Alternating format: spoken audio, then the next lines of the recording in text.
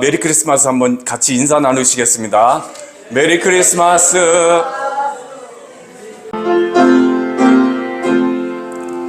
전사 찬송하기를 거룩하신 그 주께 영광 돌려보내세 구주 오늘 나셨네. 크고 작은 나라들 기뻐하다 파여라. 영받을 왕의 왕 베들레헴 나신 주 영광 받을 왕의 왕 베들레헴 나신 주 오늘 다신 예수는 하늘에서 내려와 전혀 몸에 나셨네. 사람 몸을 입었네. 세상 모든 사람들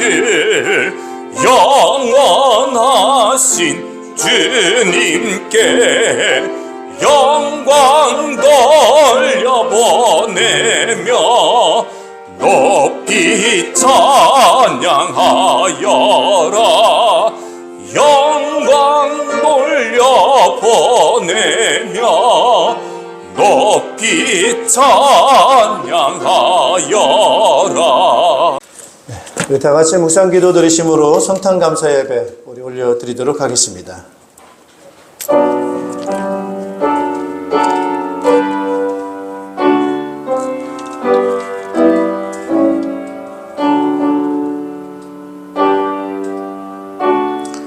주님은 그 보좌를 하늘에 든든히 세우시고 그의 나라는 만유를 통치하신다. 주님의 모든 천사들아 주님의 말씀을 듣고 따르는 힘찬 용사들아 주님을 찬양하여라. 주님의 모든 군대들아 그의 뜻을 이루는 종들아 주님을 찬양하여라. 주님께 지음받은 사람들아 주님께서 통치하시는 모든 곳에서 주님을 찬송하여라. 내 영혼아 주님을 찬송하여라. 아멘. 찬양과 영광과 존귀를 세세 무궁토록 받으시기에 합당하신 우리 하나님 아버지 앞에 감사와 찬양을 올려드립니다. 우리가 오늘도 주님의 은혜 가운데 살고 있음을 감사드리고 특별히 오늘 이 땅에 독생자 예수 그리스도를 보내어 주셔서 어둠 가운데 있는 자들에게 빛을 비추어 주시고 사망 가운데 죽음의 두려움 가운데 있는 자들에게 영원한 생명의 소망을 주시기 위해서 오늘도 우리에게 성탄의 기쁜 소식을 허락해 주신 것을 감사를 드립니다.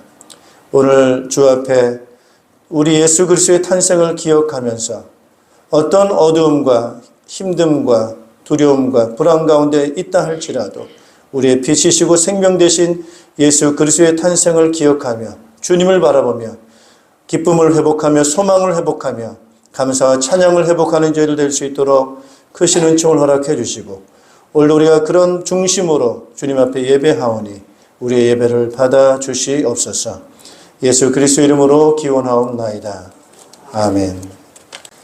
찬송가 109장을 찬송하겠습니다.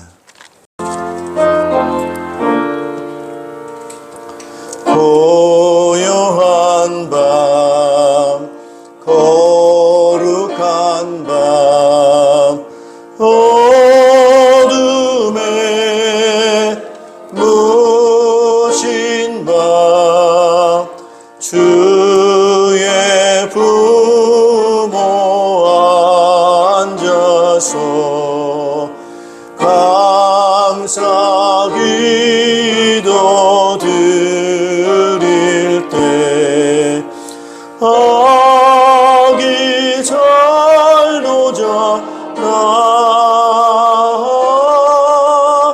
아기 잘도 잔다. 고요한 밤 거룩한 밤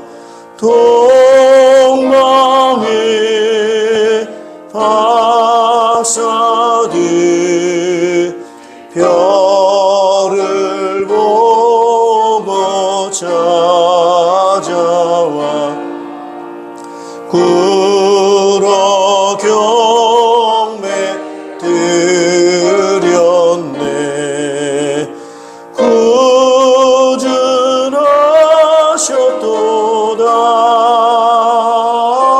구준하셨도다.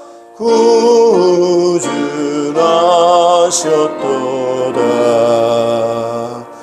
고요한 밤 거룩한 밤 주 예수 나신 밤 그의 얼굴 광채가 세상 빛이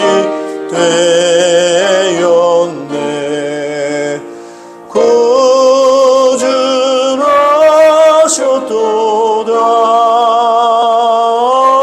구준하셨도다.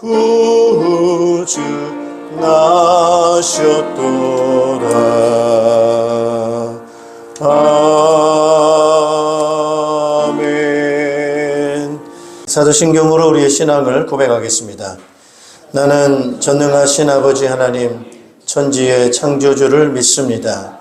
나는 그의 유일하신 아들 우리 주 예수 그리스도를 믿습니다. 그는 성령으로 잉태되어 동정녀 마리아에게 나시고 본디오 빌라도에게 고난을 받아 십자가에 못 박혀 죽으시고 장사된 지 사흘 만에 죽은 자 가운데서 다시 살아나셨으며 하늘에 오르시어 전능하신 아버지 하나님 우편에 앉아 계시다가 거기로부터 살아있는 자와 죽은 자를 심판하러 오십니다. 나는 성령을 믿으며 거룩한 공교회와 성도의 교제와 죄를 용서받는 것과 몸의 부활과 영생을 믿습니다. 아멘. 우리 자리에 앉아주시기 바랍니다. 우리 찬송가 115장 찬송하겠습니다.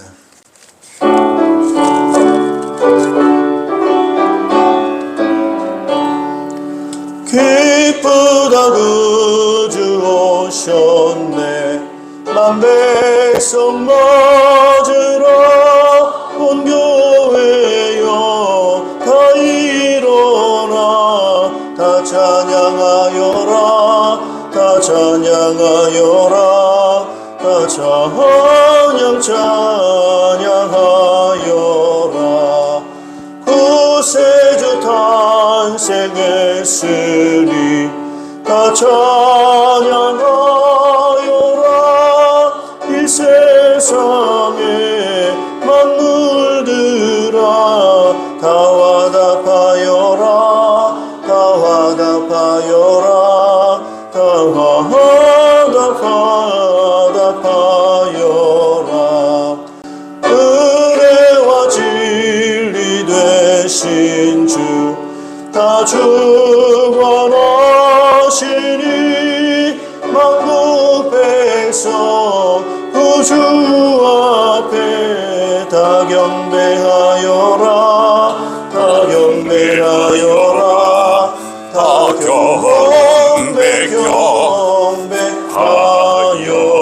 경배하여라. 아멘. 우리 예배를 위해서 김희건 장로님 대표로 기도 인도하시겠습니다.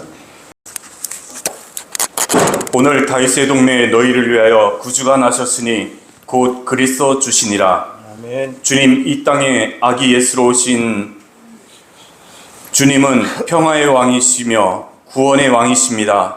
말구에 낮고 천한 자리에 시작하신 그 삶이 저에게 낮아짐을 또 은혜와 겸손의 길로 가르쳐 주셨습니다.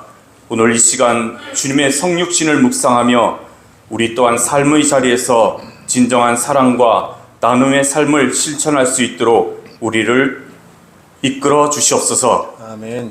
하나님, 지난 1년 동안 우리 성탄이 참된 의미를 잊어버리고 세상의 화려함과 분주함 속에 빠져 살았습니다.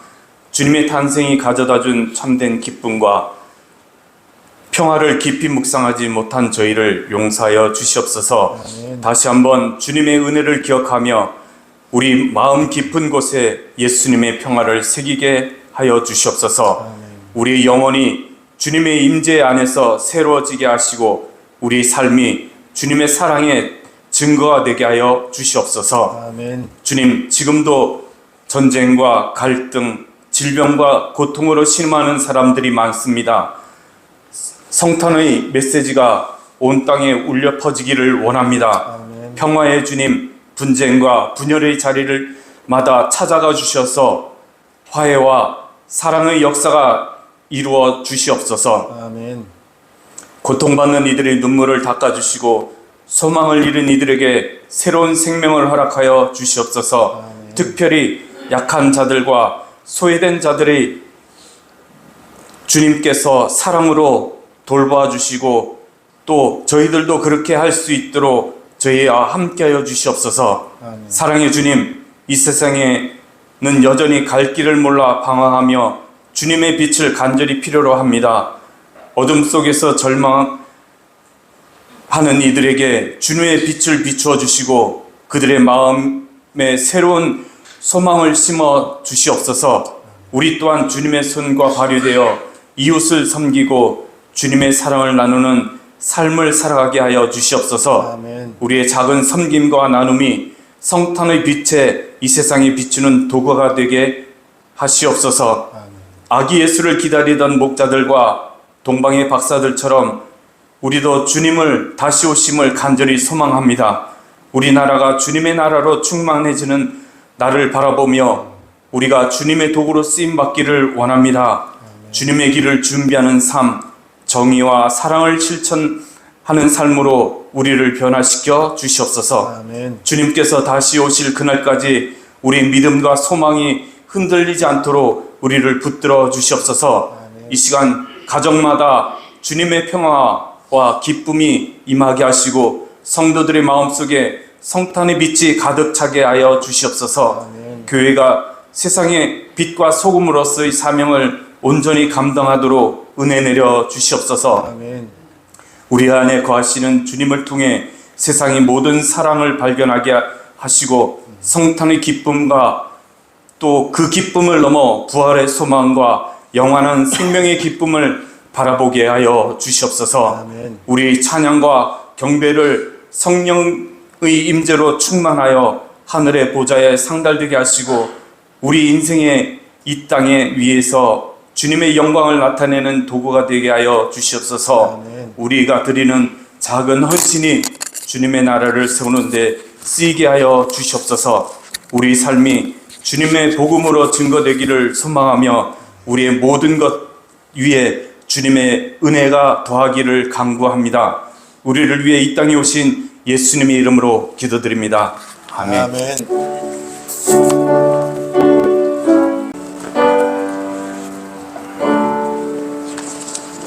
우리 찬송가 122장 찬양 부르시면서 준비하신 예물을 드리겠습니다. 1절에서 3절입니다.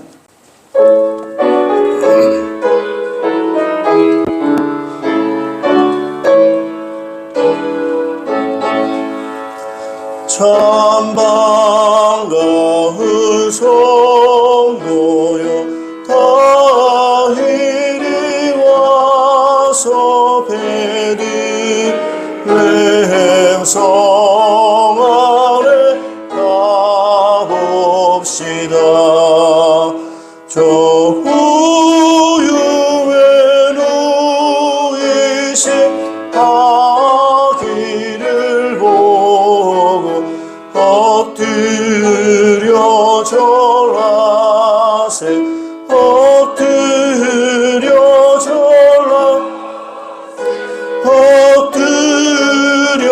절하세.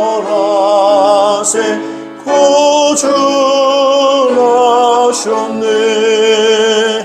이 세상의 주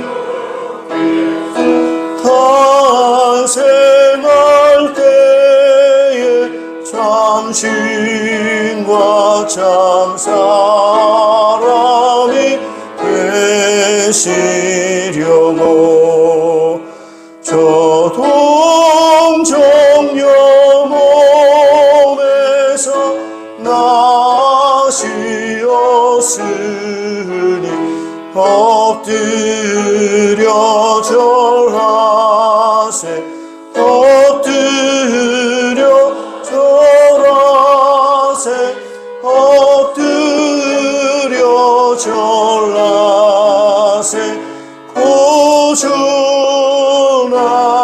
하셨네. 아멘.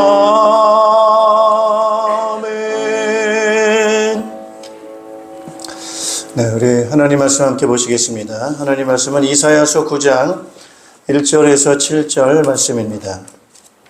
네, 오늘도 하나님의 사랑이 넘치시기를 주님 이름으로 축복합니다. 오늘 드릴 말씀의 제목은 영원한 평화의 왕 탄생이라고 하는 제목으로 말씀을 증거하겠습니다. 오늘은 이제 메시아 예수님께서 탄생하신 그런 성탄의 날입니다. 우리에게는 큰 절기가 되겠습니다. 우리 기독교의 절기, 아주 중요한 절기가 바로 성탄절 절기가 되겠고요. 그 다음에 이제 우리 절기가 우리 부활절, 예수님이 다시 죽었다가 살아나신 부활절 절기가 되겠고, 또 이제 우리 성령님께서 이 땅에 오신 성령 강림절, 그 절기도 우리 교회에 있어서는 아주 중요한 절기가 되겠습니다. 그 나머지는 이제 우리 맥주절, 또 추수감사절, 이런 감사절기가 있습니다. 그래서 우리에게 있어서 아주 중요한 절기가 바로 성탄절이 되겠습니다. 예수님의 탄생이 왜 이렇게 우리에게 축하해야 될 일이고 감사해야 될 그런 날인가? 이제 우리가 그 의미를 한번 오늘 이 본문을 통해서 한번 생각해 보았으면 좋겠습니다. 오늘 특별히 오늘 이스라엘 땅에 메시아가 오셨다라고 하는 그것이 이스라엘에 왜 이렇게 기쁜 소식인가? 그 나라의 기쁜 소식이기도 합니다만은 전 인류, 전 세계에 예수님께서 오신 것이 우리 인류에게 왜 이렇게 기쁜 소식인가?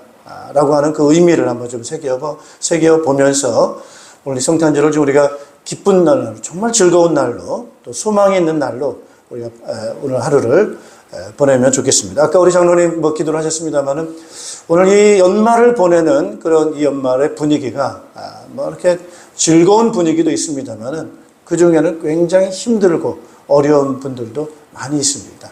아주 고통 가운데, 어두운 가운데 이 연말을 보내는 그런 분들도 있는데 역시 그분들에게 오늘 이 성탄절이 아주 기쁜 날이고 즐거운 날로 그들도 같이 이 날을 보냈으면 좋겠습니다.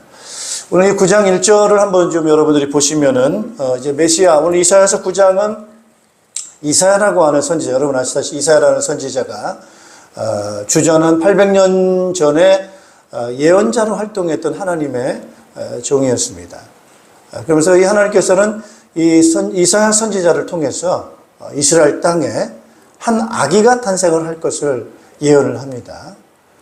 그 한 아기 탄생하는 그 아기가 평범한 아기가 아니고 아주 특별한 아기임을 예언을 하는 가운데, 여러분 이사야 7장 14절에 나와 있지 않습니까? 처녀가 잉태해서 아들을 낳는다라고 하는 그 한 아기의 그 탄생이 좀 특별하게 탄생할 것을 예언을 하는 것을 볼 수가 있습니다. 그리고 그 아기가 앞으로 장차 어떤 이름으로 불려질 것인지 그 이름도 예언을 하고 있고, 또 그분이 어떤 역할을 할 것인지에 대해서 하나님께서는 메시아 탄생 전 800년 전에 이 부분을 예언을 하는 것을 볼 수가 있습니다. 그래서 이사야서 9장은 특별히 앞으로 오실 메시아가 어떤 메시아이실 것인가에 대해서 예언하고 있는 그 내용이 되겠습니다. 그러면서 오늘 9장 1절에 이제 그렇게 말하고 있습니다. 우리 같이 한번 9장 1절을 한번 같이 한번 읽어보시겠습니다. 어둠 속에서 고통받던 백성에게서 어둠이 거칠 날이 온다. 옛적에는 주님께서 수불론 땅과 납달리 땅으로 멸시를 받게 버려두셨으나 그 뒤로는 주님께서 서쪽 지중해로부터 요단강 동쪽 지역에 이르기까지, 그리고 이방 사람이 살고 있는 갈릴리 지역까지 이 모든 지역을 영화롭게 하실 것이다. 네. 이제 그 예언을 하는 가운데서 이제 어둠 속에서 고통받던 백성에게라고 그렇게 말씀을 하고 있습니다. 이제 메시아가 오시게 되는 그 상황이 즐겁고 평화롭고 이런 상황이 아니고 어둠 속에서 고통받던 백성 가운데, 그들 가운데 이제 메시아가 오게 될 것을 말씀하고 있는 것입니다. 그러면 이제 어둠이라고 하는 것은 우선적으로 볼 때는 우리가 빛을 볼 수 없는 거죠. 빛이 있는데 빛을 볼 수 없다면은 그 사람에게 있어서는 어둠입니다. 그래서 오늘 이 어둠이라고 하는 것은 이 감각이 있지 않는 상태에 있는 사람들은 어둠이라고 하겠죠. 뭐 시각이 없으면은 시각적 어둠이 되겠고요. 또 청각이 없으면은 듣지 못하는 어둠이 되겠죠. 그죠? 또 만일에 냄새를 맡지 못한다고 한다면은 그 후각적인 면에 있어서는 어둠이 되겠습니다. 그리고 맛을 볼 수 없다면은 맛에 있어서는 그 사람에게 있어서는 그게 어둠이 되겠고요. 또 이렇게 느끼지 못하고 촉각을 느끼지 못한다고 한다면은 그 감각은 죽었기 때문에 그 감각면에 있어서도 역시 어둠이다. 이렇게 말할 수가 있겠습니다. 여러분, 그런 감각의 어둠이 갖고 살아간다고 한다면은 그 자체가 고통이겠죠. 보지 못하는 것은 얼마나 고통일까요? 듣지 못하고 사는 것이 얼마나 큰 고통일까요? 냄새 맡지 못하고 사는 것, 맛을 보지 못하고 사는 것, 느끼지 못하고 사는 것, 그런 어둠 가운데 감각 없이 산다고 하는 그 자체가 굉장한 고통일 것입니다. 오늘 하나님께서는 오늘 이스라엘 백성들에게 이와 같이 어둠 가운데 있는 백성들이기 때문에 그들에게는 큰 고통이 있다라고 하는 거 우리가 이해되지 않습니까, 여러분? 그러나 이제 더 중요한 그 감각이 필요한데요. 그 감각이 나오는 것은 영적인 감각입니다, 여러분. 영적인 감각. 영적으로 하나님이 살아계시는 것을 느끼는 것. 이게 영감이라 할 수 있겠죠. 영감이 있어야 되는데 살아계신 하나님에 대한 영감을 가지고 우리가 살아가야 되는데 그 영감 없이 살아간다라고 할 때 그에게는 역시 영적으로 어둠 가운데 있는 자이고 그로 인한 고통을 받게 된다. 이렇게 말씀하고 있습니다. 여러분, 오늘 그 이스라엘 백성들이 바로 고통 중에 있는 백성들이다. 이렇게 말하고 있습니다. 그리고 두 번째로는 그들에게 이제 어떤 부분이 있습니까, 여러분? 멸시를 받게 버려두셨다. 이렇게 말합니다. 아무래도 이런 감각이 없는 사람들에게 있어서는 할 수 있는 것들이 많지 않기 때문에 많은 갖고 있는 사람들에 비해서는 좀 무시를 당하고 멸시를 당할 수가 있습니다. 안타까운 그런 부분이죠. 우리가 장애를 갖고 있다고 해서 무시하면 안 되는데, 그를 낮게 여기면 안 되는데, 이 사회는 그런 장애를 갖고 있는 그런 사람들에 대해서 기회를 주지 않고 함께하는 그런 부분에 있어서 그런 부분은 많은 부분에 있어서 좀 차별적인 그런 부분을 당하게 되어집니다. 멸시를 받던 땅이다. 이렇게 말하고 있습니다. 그러면서 오늘 이 부분 속에 스불론 땅과 납달리 땅으로 이렇게 말합니다. 스불론 땅, 납달리. 여러분 좀 들어보신 이름인 것 같지 않습니까? 스불론? 좀 들어보셨죠? 그죠? 납달리라고 하는 이름 들어보셨죠? 그죠? 야곱이 아들을 낳았는데 12아들을 낳지 않습니까? 12아들. 그래서 제일 큰 아들이 루벤이라고 하는 아들이 큰 아들이고 둘째 아들이 시므온, 그죠? 그 다음에 뭐 유다, 레위, 이사갈, 스불론, 납달리, 뭐 이런 이제 그 야곱의 낳은 아들들 이름입니다. 그래서 오늘 이 스불론과 납달리라고 하는 사람은 바로 야곱의 아들들 중에 아들입니다. 자, 그 12아들이 이제 그 후손을 낳게 돼가지고 지파를 이루게 되죠. 그래가지고 가나안 땅의 점령, 모세를 통해서 여호수아를 통해서 가나안 땅을 점령할 때 그 가나안 땅을 지파별로 땅을 분배를 합니다. 그래서 그 분배받은 땅이 각각 다르죠. 유다라고 하는 그 지파는 남쪽, 가나안 땅 남쪽 지역을 땅을 분배를 받습니다. 오늘 이 스불론과 납달리라고 하는 지파가 분배받은 땅이 어디냐면은 북쪽에 있는 갈릴리 바다, 그 주위가 바로 스불론과 납달리가 분배받은 그런 땅이 되겠습니다. 근데 그 지역적으로 거기가 좀 풍요롭긴 합니다.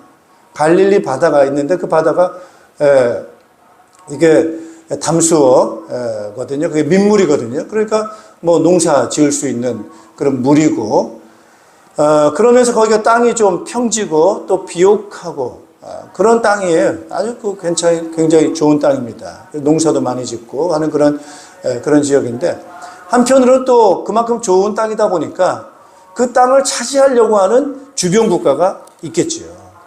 그러니까 거기를 빼앗으려고 하는 그런 주변 국가들로부터 주로 침략을 당하는 그런 길이고 요충지가 되겠습니다.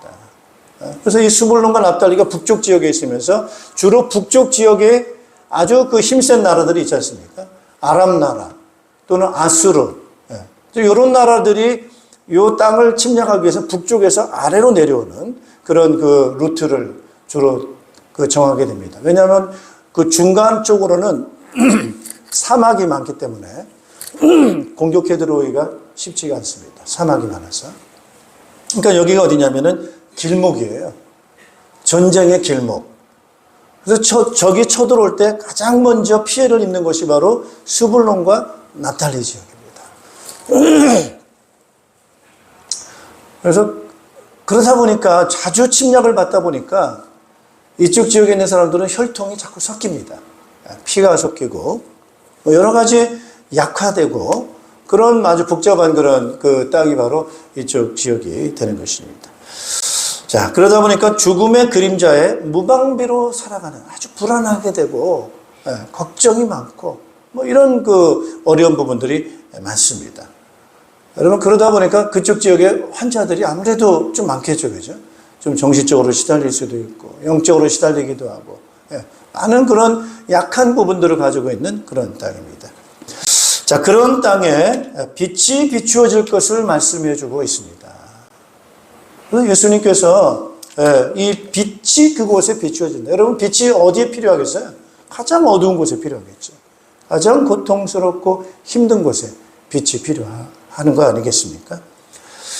자, 오늘 이 메시아께서 이 어두운 땅에 빛이 비추어질 것을 말씀을 하고 있습니다. 여러분, 이 빛이라고 하는 것, 결국엔 다시금 감각을 우리가 살리는 거죠. 우리가 볼 수 있고, 들을 수 있고, 우리의 감각, 이런 감각들을 깨우는 그런 부분을 말씀하고 있는 것입니다. 자, 오늘 이 빛에 대해서는 요한복음 1장 3절에서 4절, 그렇게 말씀을 하고 있습니다. 뭐라고 말씀하고 있냐면은 모든 것이 그로 말미암아 창조되었으니 그가 없이는 창조된 것은 하나도 없다. 이렇게 말씀하고 있습니다. 그러면서 창조된 것은 그에게서 생명을 얻었으니 그 생명은 사람의 빛이었다. 이렇게 말씀하고 있습니다. 자, 여기서 말하는 그 빛, 그 빛은 바로 하늘의 빛, 하나님의 빛, 그 빛을 말씀하고 있는 것입니다.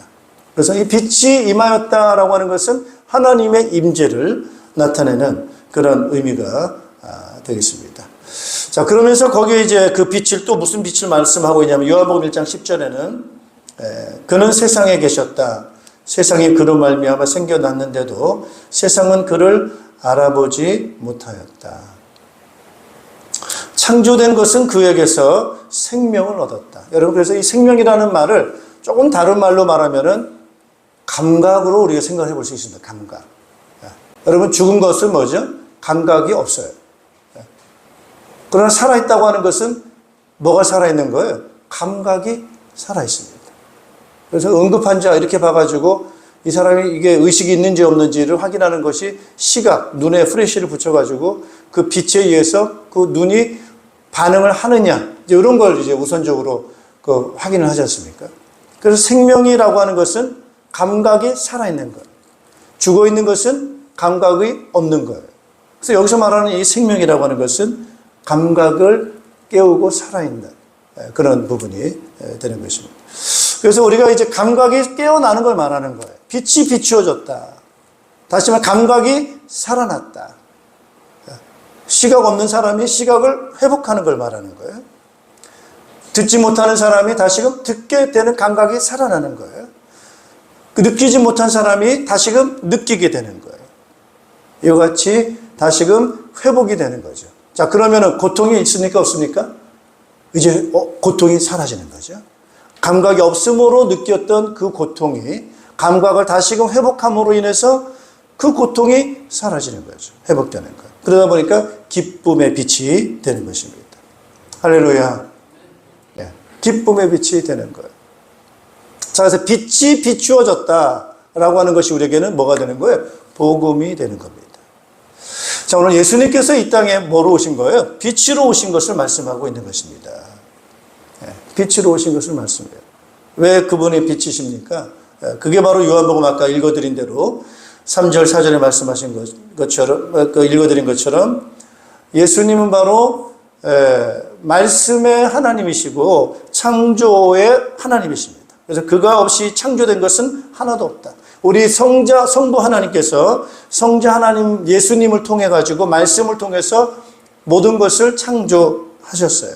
그래서 그분이 이 땅에 오셨다고 하는 것은 바로 하나님이 이 땅에 오시게 된 것입니다. 그래서 그분이 오셔서 하신 일이 바로 뭐예요? 다시금 우리의 생명을 살리셨어요. 다시금 감각을 깨우셨어요. 그래서 예수님이 하신 치유사역 가운데 소경의 눈을 열어주셨어요. 말 못하는 자들에게 다시금 말하게 하시고 듣게 하시고 그런 잃었던 없는 그러한 그 어둠에 있는 자들에게 우리 예수님께서는 다시 그것을 회복시켜 주시는 그런 생명의 사역들을 하셔서 예수님이 하시는 그런 사역들을 통해서 큰 기쁨을 회복하는 그런 은혜를 허락해 주시는 줄로 믿습니다. 그래서 예수님의 탄생은 우리에게 뭐가 되는 거죠? 기쁨이 되는 겁니다. 우리에게는 빛이 되는 것이고 기쁨이 되는 것입니다. 자, 오늘 이러한 부분들이 우리가 왜 어둠 가운데 있게 됐는가? 첫째, 우리가 아주 중요한 그 잃어버린 감각 중에 하나가 바로 영감을 잃어버렸어요. 하나님에 대한 감각을 잃어버렸습니다. 아주 중요한 것을 잃어버리게 됐습니다. 그것을 잃어버리게 되다 보니까 아주 중요한 것을 잃어버리다 보니까 근본적인 것을 잃어버리게 되면은 그 나머지 잃어버리는 것은 시간 지나면서 다 잃어버리게 되는 겁니다. 아주 중요한 핵심적인 것을 잃어버리게 되면 모든 것을 다 잃어버리게 되는 그런 결과를 가져오게 되는 거예요. 그래서 오늘 예수님께서 이 땅에 오셔서 우리에게 감각을 다시금 회복시키려고 하는 중요한 감각이 바로 뭐냐? 따라합시다. 하나님은 살아계신다. 아주 중요한 감각을 깨워야 되는데, 하나님에 대한 감각을 깨워야 되는데, 이 사람들이 너무 어둡다 보니까 하나님에 대한 감각을 잃어버려서 살아갈 수가 없어요. 그래서 사람들이 그렇게 얘기를 해요. 뭐라고 말하냐면 하나님 살아계셔 이렇게 얘기를 말한다면 사람들이 뭐라고 말하느냐? 안 보이잖아. 보여줘봐. 내 보면 믿을게. 보여주면 믿을게. 이렇게 얘기를 합니다. 그만큼 이제 감각이 없다는 거예요. 영감이 있고 직감이 있어야 되는데 그런 감각이 아예 없다 보니까 우리는 봐야 믿지. 안 보이는 걸 어떻게 믿느냐 이렇게 얘기를 합니다. 맞아요. 그래서 오늘 예수님께서는 보이지 아니하시는 살아계신 하나님을 우리 인간이 시각으로 보도록 인간의 몸을 입고 이 땅에 오셨어요. 할렐루야. 그러면 믿어야 돼요? 안 믿어야 돼요? 믿어야죠. 그동안 안 보여서 못 믿었다고 하면은 이제는 보이는데, 눈으로 보이는데, 그럼 믿어야 되는데, 물론 믿는 사람도 있지만, 그런데도 안 믿습니다. 그런데도 안 믿습니다. 오늘 이 부분들이 아주 우리에게 중요한 부분. 사람들이 이 믿음이라고 하는 게 말이죠. 보면 믿는 줄 알아요. 또 체험하면 믿는 줄 알아요. 오늘 예수님께서 하나님만이 하실 수 있는 일을 이 땅에 살면서 얼마나 많은 일을 했습니까?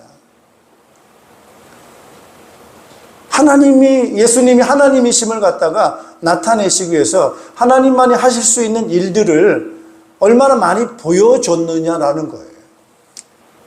그 사람들은 그걸 봤습니다. 다시 말해 우리는 기적이에요. 기적을 봤어요. 어떤 능력을 봤어요.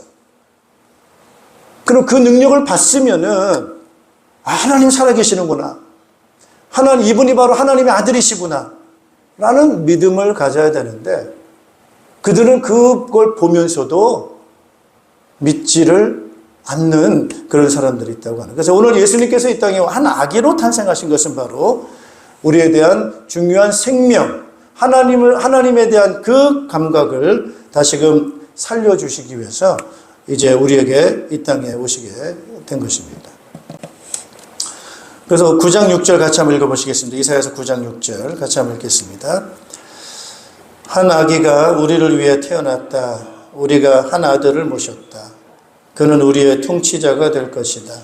그의 이름은 놀라우신 주원자, 전능하신 하나님, 영존하시는 아버지, 평화의 왕이라고 불릴 것이다. 할렐루야, 할렐루야. 자, 이 아기가 우리에게 오셔가지고 뭐 하세요? 통치자가 되신다는 거. 통치하신다. 통치하시는 거.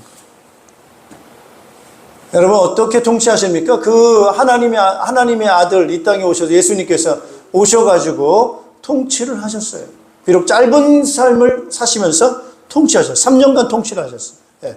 하나님 나라에 대해서 말씀을 전하시고 삶을 통치하셨어요. 예. 어떤 통치였습니까? 사람을 죽입니까? 살립니까? 살리는 거예요.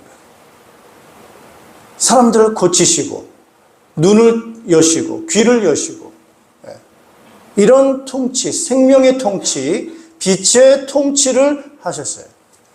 그러다 보니까 예수님을 가는 곳마다 그러한 통치를 하심으로 말미암아 그 예수님을 만난 자들에게 뭐가 회복이 됐어요? 고통이 물러가고 기쁨이 회복된 줄로 믿습니다. 이것이 바로 예수님의 통치예요. 근데 그 통치하심이 너무나도 달라요. 어떻게 다릅니까, 여러분? 놀라우신 조언자라는 거예요. 조언자. 조언자라고 하는 것은 우리의 미래 또는 현재의 문제, 이것을 어떻게 해결할지를 갖다가 전문가에 의해서, 경험자에 의해서 조언을 받기 위해서 조언을 해주는 사람, 그런 사람 아니겠습니까? 그러니까 상당한 지혜자죠. 근데 예수님께서는 우리에게 어떤 분이시냐? 놀라운 지혜자가 되시는 거예요. 놀라운 지혜자. 그리고 그분은 전능하신 하나님이다라는 거예요. 전능이라고 하는 것, 사람이 할 수 없는 일을 하시는 그러한 능력을 말씀하고 있습니다. 그러면서 뭐라고 말씀하시냐면은 영혼이라고 하는 그 의미를 우리에게 선물로 주시는 거예요. 사람에게서 영혼이라는 뜻이 없잖아요. 그런데 오늘 우리에게는 영혼이라고 하는 부분에 대해서 그 은혜를 우리가 갖게 만드신, 따라합시다, 아버지. 영생하게 만드시는 아버지, 영원한 생명을 갖게 만드신 분이기 때문에 그분이 우리에게 뭐가 되는 거죠? 아버지가 되는 거예요. 영생하게 만드는 분이시죠. 아버지라는 거예요. 그러면서 그분은 우리에게 따라서 평화의 왕, 평화의 왕이라는 거예요. 오늘 그분이 바로 누구십니까? 예수님이십니다. 따라서 예수님. 그러니까 오늘 우리에게는 예수님이 이 땅에 오신 이 날이 우리에게는 굉장히 기쁜 날이고 놀라운 그런 축복의 날이 바로 예수님께서 오신 날이 되는 것입니다.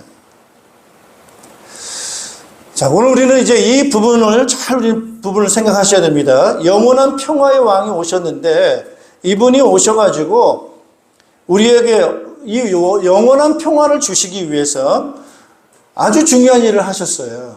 그 중요한 일이 바로 뭐냐면은 죄의 짐에서 해방을 하신 것입니다. 할렐루야. 죄의 짐에서 해방을 하셨어요. 우리 한번 4절을 같이 한번 읽어보겠습니다. 이사야서 9장 4절입니다. 같이 읽겠습니다. 주님께서 미디안을 치시던 날처럼 그들을 내리누리던 멍에를 부수시고 그들의 어깨를 짓누르던 통나무와 압제자의 몽둥이를 꺾으셨기 때문입니다. 네. 우리를 어디서, 이 죄의 멍에에서 우리를 해방을 시키셨어요.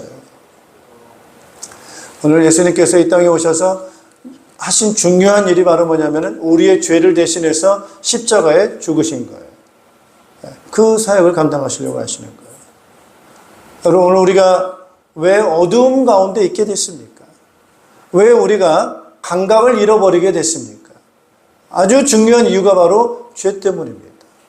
우리가 왜 영적인 감각을 잃어버렸습니까? 여러분? 죄 때문입니다.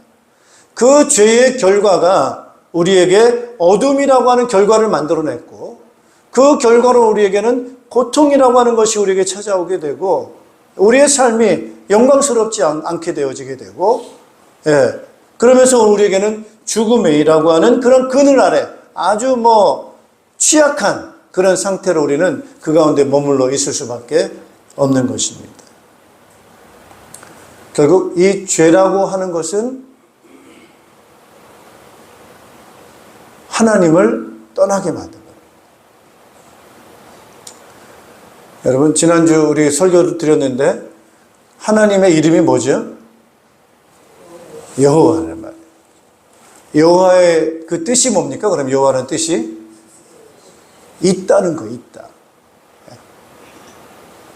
여러분, 이 땅에 다 존재하잖아요. 지금 여러분도 있고 다 있잖아요. 그죠? 있다는 거예요.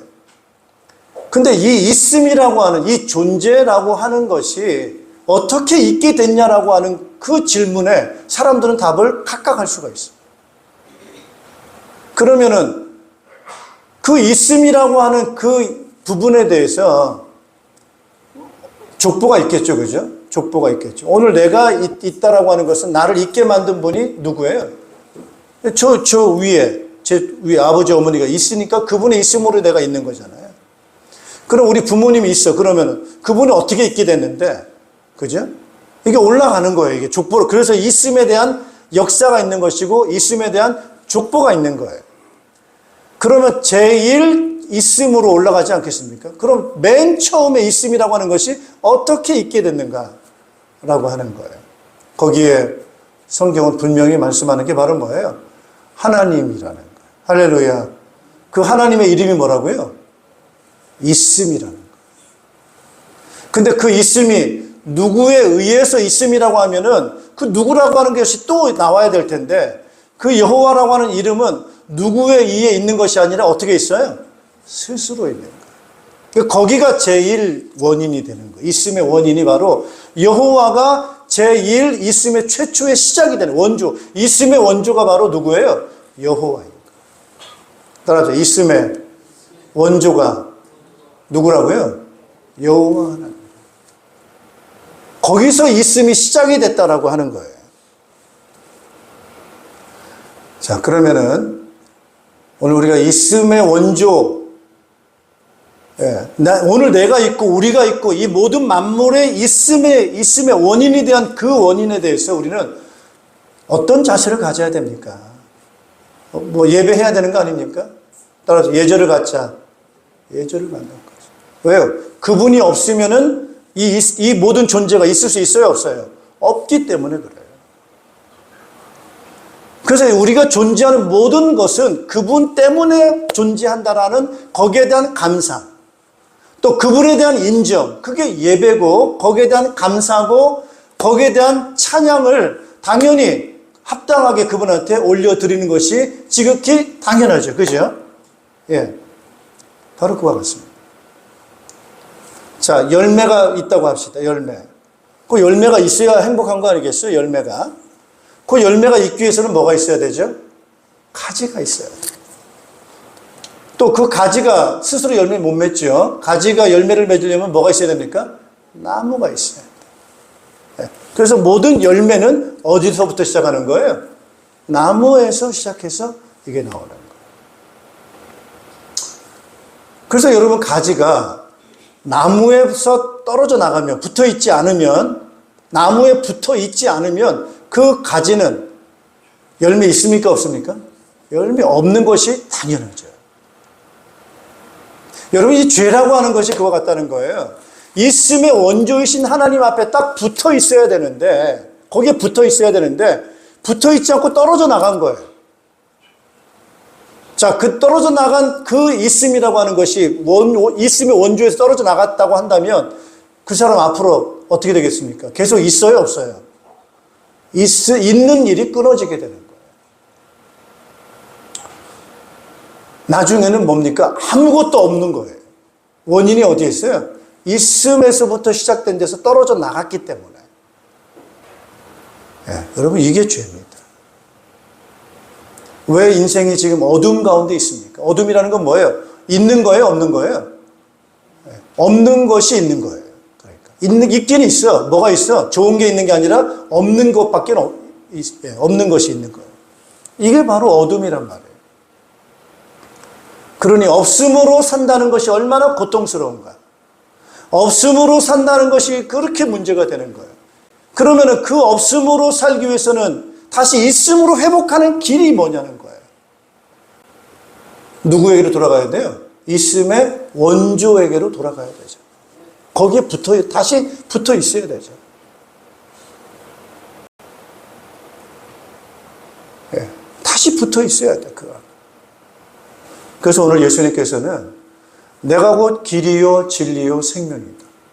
나로 말미암지 않고는 있음의 원조이신 하나님 아버지께로 돌아갈 수가 없다는 거예요.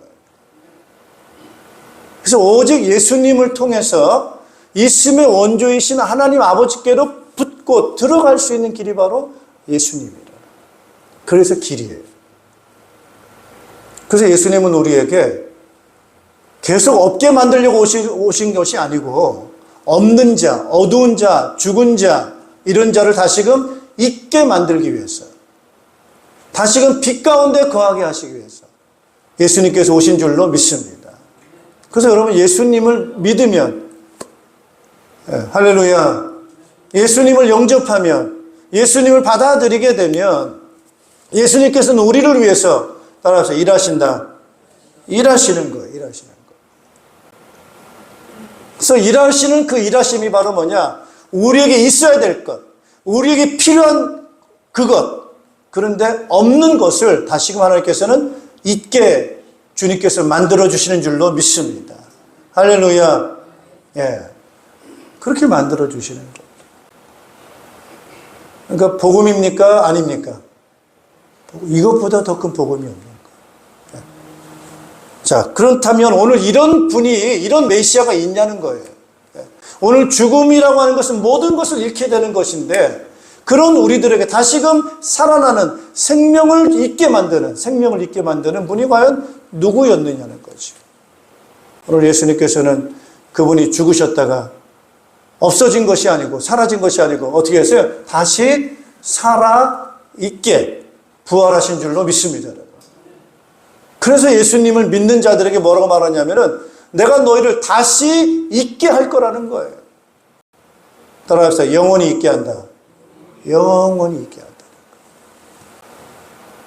이게 우리에게 아주 중요한 복음입니다. 그래서 여러분, 우리는 영원히 있을 겁니다. 그것도 이렇게 고백하셔야 돼요. 병들고 있으면 뭐합니까, 여러분? 아프고 고통스럽고 힘들고, 예, 너무 사는 게 부담스럽고, 이렇게 영원히 있다고 하는 것은 그 자체가 따라합시다. 지옥이다. 지옥은 그래요.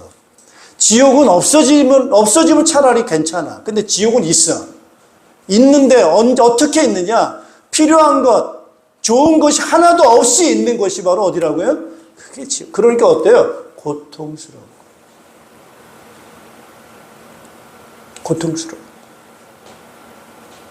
여러분, 우리의 고통이 뭡니까? 아까 말씀드린 대로 우선 뭐 다른 고통 말고 감각이 없는 시각, 청각, 촉각, 미각, 후각, 감각이 없는 사람의 고통. 우리는 그런 거 잘 못 느껴보지만은 그런 분들이 이 땅 사는 것이 얼마나 고통스럽습니까? 여러분, 지옥이라고 하는 것이 있어야 될 것들이 아무것도 없이 계속 살아야 된다라고 하는 그런 곳이 지옥이라고 할 때 고통은 끊임없이 이어지는 것이 지옥인 거예요. 천국은 뭐라고요? 있어야 될 것이 있어요. 필요한 것이 있어요. 따라서 풍성하다. 따라서 자유롭다. 무한하다. 예, 있어야 될 것이 자유롭게 있고, 있어야 될 것이 무한하게 있고, 있어야 될 것이 영원히 있는 거예요. 그러니까 천국은 좋아요, 안 좋아요? 기쁜 거예요. 행복한 거예요. 그래서 천국이에요. 여러분, 지옥 가고 싶습니까? 천국 가고 싶습니까? 여러분, 이 땅에 살면서 천국을 살고 싶습니까? 지옥을 살고 싶습니까? 천국을 살고 싶습니다. 천국은 뭐라고요? 좋은 것이 있는 거예요. 자, 그렇다면 좋은 것을 누가 있게 만드냐는 거예요. 누가 있게 만들죠? 하나님. 따라서 있음의 원조. 누구라고요? 하나님. 그러니까 천국은 누가 계셔야 돼? 하나님이 계셔야 천국입니다. 왜? 그분으로부터 모든 있음이 나오니까 그래요. 지옥은 어떤 곳입니까? 하나님이 있어요, 없어요? 하나님이 없어요. 지옥은 하나님이 없는 거예요. 자, 오늘 예수님께서는 하나님이 우리 가운데 오신 거예요. 우리를 잊게 만들기 위해서 오셨어요. 그러면 그분을 우리 마음에 영접한다고 하면은 이 모든 것을 잊게 하신 하나님이 우리 가운데 오신 것이기 때문에 따라합시다. 다 있다. 다 있는 거예요. 여러분, 오늘 우리가 필요한데 돈이 있으면 한 80%는 거의 하고 싶은 걸 한다고 그래요. 80%. 뭐 어떤 사람은 돈 있으면 다지 뭐. 이렇게까지 과장해서 돈을 얘기하는 사람이 있어요. 영향력이 그만큼입니다. 뭐 이거 없다, 뭐 이거 필요한 거. 그냥 돈이면 거의 80%가 해결될 수 있는 거니까. 그러니까 사람들이 돈을 갖고 싶어 한다. 네. 여러분, 오늘 우리 마음속에 주 예수님이 우리 안에 계신다고 하면 어떤 의미가, 그게 무슨 의미냐, 우리에게. 이걸 생각하셔야 돼요. 나 돈 없는데. 나 뭣도 없는데. 없는 거 천진데. 요거 생각한다면 예수님이 내 안에 계신다고 하는 의미를 잘 모르시는 거예요. 아니, 돈을 갖고 있으면서, 저거 사야 되는데, 이거 걱정하는 사람하고 똑같습니다. 돈을 갖고 있으면서 뭘 걱정해요? 돈이 있는데. 근데 돈을 갖고 있는데, 뭐 이런저런 거, 뭐 살 것, 뭐 마실 것, 이런 걱정을 하고 산다고 한다면 그 사람은 돈에 대해서 아는 사람이 모르는 사람이에요. 돈에 대해서 모르는 사람. 오늘 예수님이 우리 안에 계신다. 하나님이 우리 안에 계신다. 그럼 우리는 어떤 답을 내려야 되느냐? 따라줘. 다 있다. 그분이 계시면 다 있는 거예요. 예, 하나님이 내 마음에 계신다고 하면 거기에는 필요한 게 다 있는 거예요. 근데 왜 없느냐? 그래서 사람들이 이제 그런 부분이, 하나님은 우리에게 따라서 필요한 걸 주신다. 그러니까 우리에게 해가 되는 건 안 주세요. 필요한 거는 주십니다. 할렐루야. 여러분, 부모가 애들한테 아무리 부모가 돈이 많고 뭐 해도 이거 줘가지고 애가 이상해진다. 줍니까? 안 줍니까? 안 주는 거예요. 오히려 이 아이에게 유익이 안 되면 안 주는 거예요. 하나님은 우리에게 뭐든지 다 주실 수 있어요. 모든 필요를 다 채울 수 있어요. 근데 문제는 바로 뭐냐? 내 자신이 그걸 받아가지고 유익한가 유익하지 않은가, 하나님은 이걸 생각하세요. 그래서 하나님은 이스라엘 백성들에게 복을 주세요. 근데 복을 주니까 이스라엘 백성들이 다 있다 보니까 누굴 잊어버려요? 하나님을 잊어버려요. 여러분, 하나님을 잊어버린다고 하면은 조금 잊어버린 겁니까? 다 잊어버린 겁니까? 다 잃어버린 거잖아요. 다 잃어버린 거죠. 여러분, 하나님이 내 안에 계신다. 조금 있는 겁니까? 다 있는 겁니까? 다 있는 거잖아요. 하나님이 계시느냐 안 계시느냐가 내가 있느냐 없느냐를 결정적으로 결정짓는 게 바로 뭐냐? 하나님이 계시냐 안 계시냐. 왜 어둡습니까? 왜 사람들이 힘들어합니까? 없어서 그래요. 왜 뭐가 없습니까? 돈이 없는 줄 알아요. 사실은 진짜 필요한 게 없어서 어두운 건데 뭐가 없는 거죠? 믿음이 없는 거예요. 하나님을 믿는 믿음이 없는 것이 모든 것을 얻게 만드는 가장 핵심적인 것이라는 것을 사람들은 아직도 몰라요. 그래서 돈이 없는 줄 알고 돈 벌러 가요. 네. 지식이 없는 줄 알고 죽어라고 공부를 하러 갑니다. 지식이 없는 줄 알고. 참된 지식이 뭡니까, 여러분? 참된 부유함이 어디에 있습니까? 예. 다시 한번 우리 6절을 같이 한번 읽어보겠습니다. 이사야서 9장 6절 같이 한번 읽겠습니다. 한 아기가 우리를 위해 태어났다. 우리가 한 아들을 모셨다. 그는 우리의 통치자가 될 것이다. 그의 이름은 놀라우신 조언자, 전능하신 하나님, 영존하시는 아버지, 평화의 왕이라고 불릴 것이다. 네. 지혜가 필요합니까? 누구에게 가야 됩니까? 예수님께 가야죠. 참된 지혜가 필요합니까? 성경으로 돌아가야죠. 하나님 말씀으로 돌아가야죠. 참된 능력이 필요합니까? 누구에게 가야 됩니까? 하나님께 가야지. 예수님께 가야지. 정말 영원이라고 하는 답을 얻고 싶습니까? 예수님께 가야죠. 자, 그런 모든 것을 있게 만드시는 그분이 나와 함께 하시니까 걱정할 거 있습니까? 거기에 평화가 있지 않습니까? 어디에 평화가 있습니까? 늘 불안한데, 늘 걱정인데, 늘 두려운데, 어디에 평화가 있습니까? 하나님 안 계시는 데 있습니까? 없습니다. 하나님이 계시는 그곳에, 모든 것을 잊게 하시는 그분이 계시는 그곳에 참된 평화와 안식이 있게 되는 줄로 믿습니다. 오늘 예수님께서는 이와 같이 우리의 불신, 우리의 무지, 우리의 이러한 것들을, 죄를 해결하시긴 분이 바로 예수님이시고요. 따라합시다. 원수의 힘을 꺾으신다. 따라합시다. 원수. 그럼 여러분 누가 원수겠어요? 누가 원수겠어요? 모든 것을 잊게 하시는 있음의 원조이신 하나님을 떠나게 만드는 것이 있다고 한다면은 그 친구입니까? 원수입니까? 원수입니다.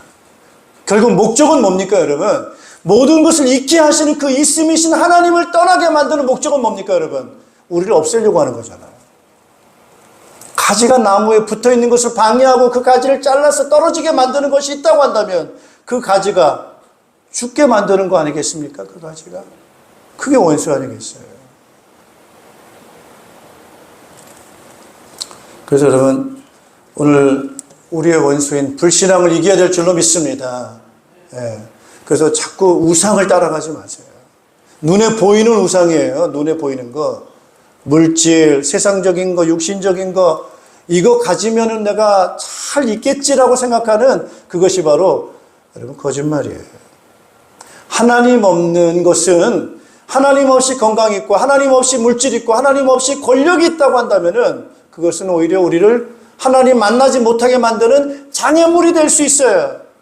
차라리 하나님 없이 건강한 것보다는 차라리 병이 들어서 누구를 찾아야 돼? 하나님을 찾는 게 복입니다.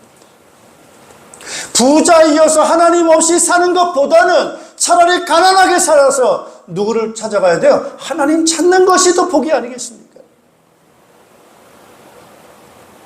아는 것이 세상 지식이 많아서 하나님을 찾지 않고 세상 지식으로 살다가 망하는 것보다는 아는 거 아무것도 없어서 나는 아는 거 하나님밖에 없어, 그렇게 하고 살다가 영생을 얻는 것이 더 낫지 않습니까?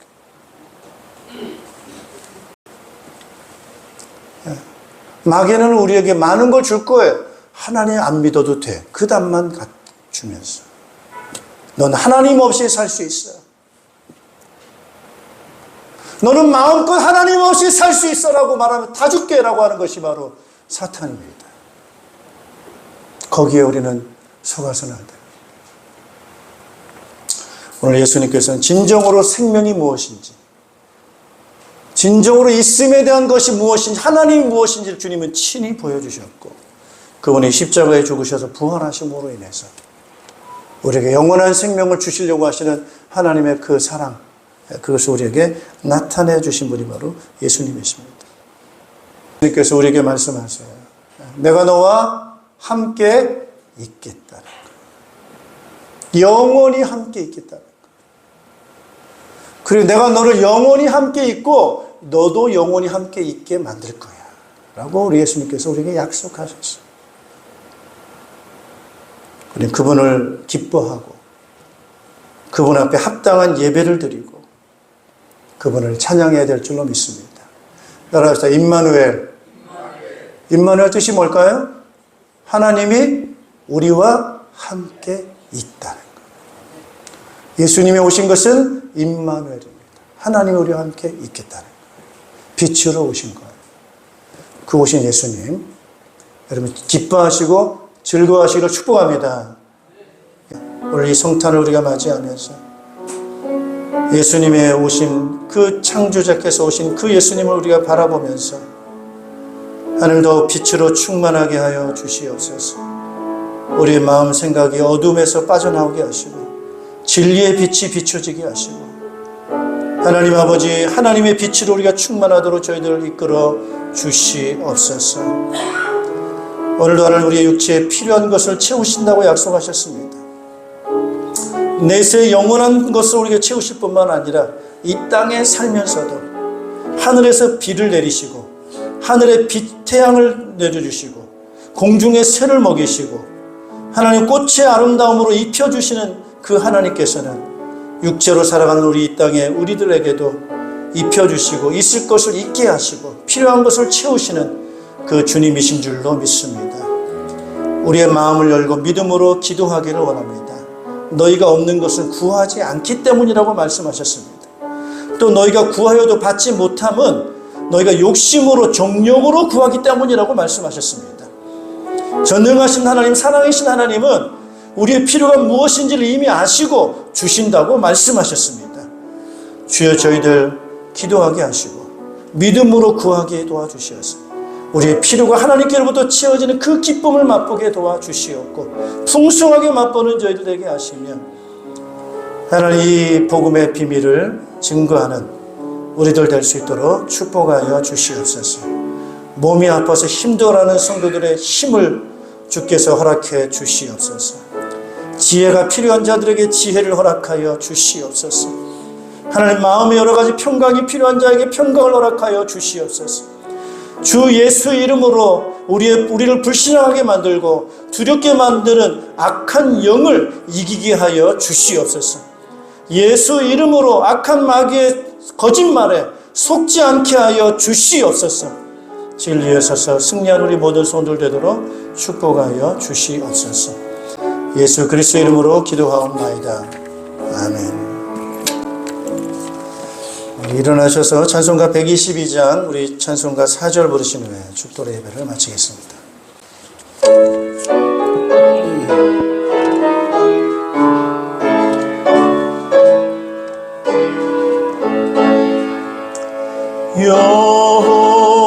여호와의 말씀이 육신을 입어 날 구원할 구주가 되셨도다. 늘 항상 찬송을 주 앞에 드려 엎드려 절하세 엎드려 절하세 엎드려 절하세 구주나 엎드려 절하세 엎드려 절하세 엎드려 절하세 엎드려 절하세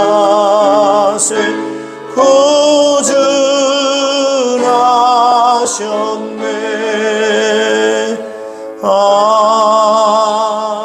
아멘. 불신앙에서 하나님을 떠나서 모든 걸 다 잃어버린 지옥 같은 삶을 살 수밖에 없는 우리 인생들을 다시금 구원하셔서 풍성한 생명, 영원한 생명을 누리도록 우리를 인도해 주신 우리 구주 예수 그리스도의 은혜와 우리를 자녀 삼으시고 영원한 나라 생명을 상속하신 하나님의 극진하신 사랑하심과 우리와 함께 계셔서 우리의 필요를 채우시고 우리를 보호하시고 영원한 것으로 인도해 주시는 성령님의 교통하심이 우리의 메시아, 우리의 구원자이신 예수님의 탄생을 기뻐하며 그 주님 주시는 풍성함을 누리며 이 복음의 이 기쁨을 누리면서 이 복음 땅끝까지 증거하기 원하는 모든 주의 백성들 자녀들 가정위에와 우리 이 나라의 민족과 모든 주의 백성들 위해 이제로부터 영원토록 항상 함께 있을지어다. 아멘.